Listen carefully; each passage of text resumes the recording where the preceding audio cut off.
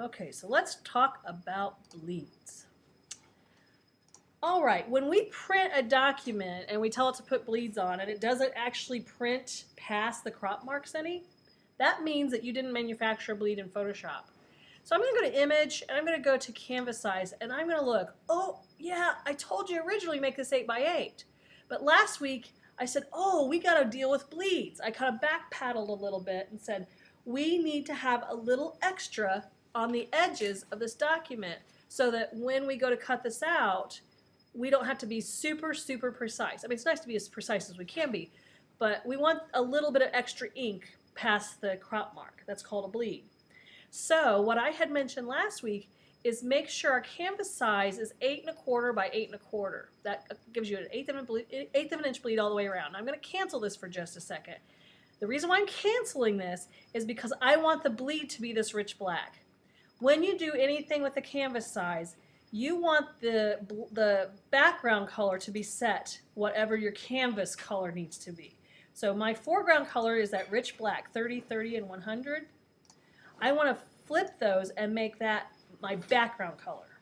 That way when I make the canvas bigger, it will not put white on the edges. That's the theory at least.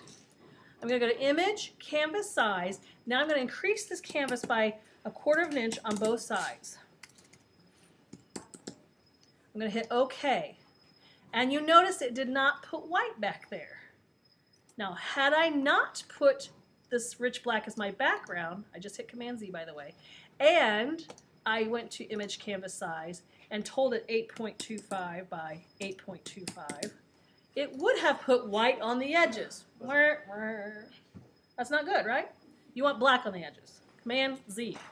So, again, that was Image, Canvas Size, make sure the rich black is in the background, and go 8.25 inches by 8.25 inches.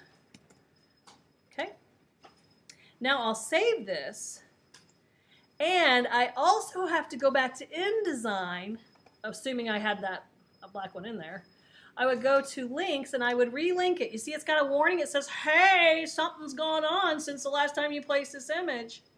Well, relink it, go find it, and hit open. Now, I don't know what's going on here, but I might have placed the wrong image. Why is it doing this? Let's find out. Oh, I still need to clean some stuff up.